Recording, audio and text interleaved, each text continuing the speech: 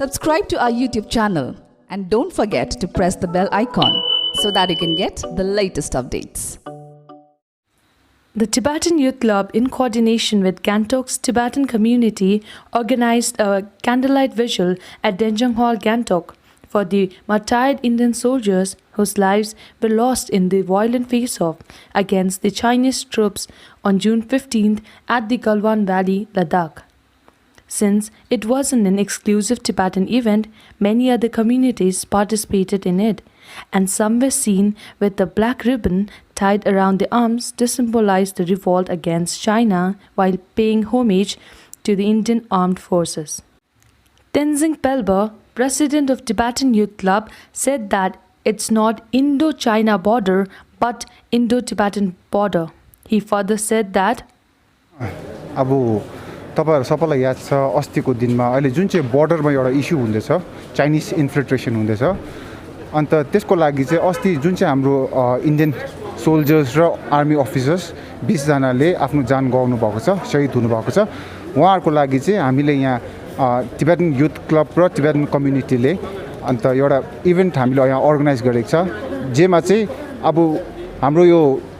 इन्डियनहरु जतिजना हुनुहुन्छ उनीहरुलाई मनमा त इच्छा छ होला श्रद्धाञ्जली दिने तर उहाँहरुलाई दिने एउटा प्लेटफर्म एउटा चाहिएको थियो त्यो चाहिँ आज हामीले यहाँ एउटा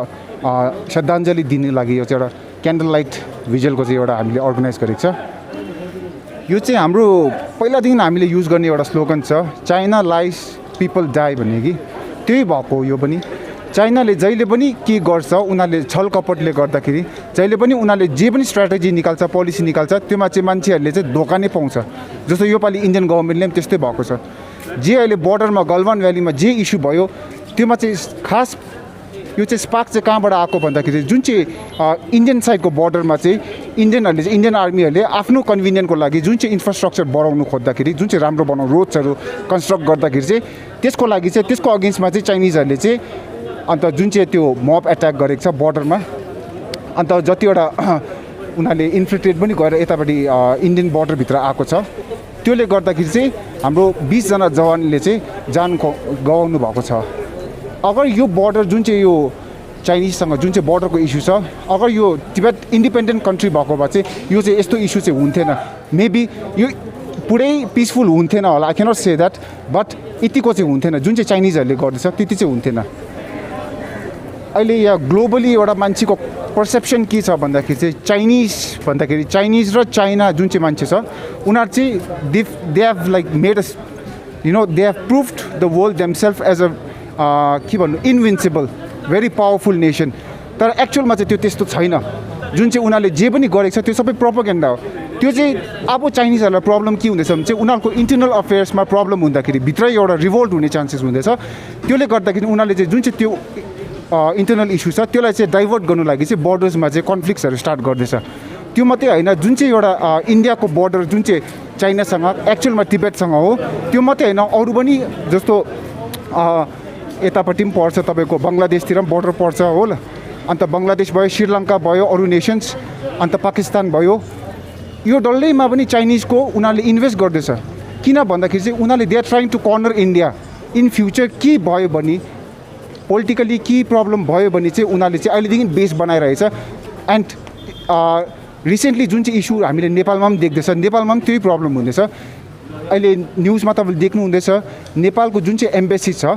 उनीहरूको त्यो पार्लियामेन्ट छ त्यहाँतिर पनि चाइनिजको फ्ल्यागहरू छ भनेर भन्दैछ रेज गरेको छ भनेर त्यो चाहिँ के हामीलाई डाइरेक्टली त्यसले के प्रुभ गर्छ भने चाहिँ नेपाल पनि चाइनाले चाहिँ उनीहरूले अकुपाई गर्नु खोज्दैछ उनीहरूको कन्ट्रोलमा छ त्यो पनि जुन चाहिँ नेपालको गभर्नमेन्ट छ त्यसलाई पनि भन्नु उहाँहरूलाई पनि भन्नु चाहन्छु कि जुन चाहिँ यो चाइनिजको छल कपट छ त्यसलाई चाहिँ सम्झिनु पर्ने अब टाइम आइसक्यो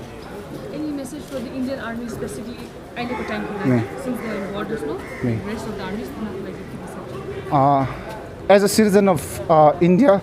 हामी जुन चाहिँ अब लेम्यान छ हामीले बर्डरमा गएर we are not capable we are not trained but what we can do is we can fight the Chinese by making our wallet the bullet.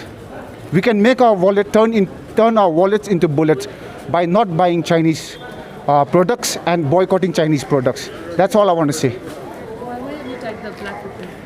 यो चाहिँ हाम्रो जुन चाहिँ अहिले जुन चाहिँ हामीले इन्डिया र चाइनाको बर्डरमा जुन चाहिँ प्रब्लम हुँदैछ actually the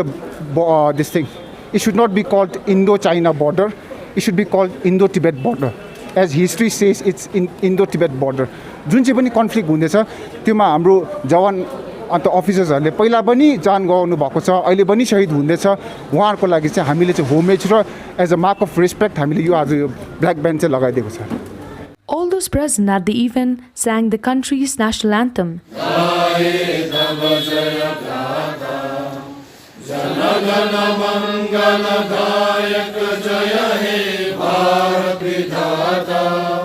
And observed 2 minutes of silent prayers for the soldiers. Some carried placards with slogans.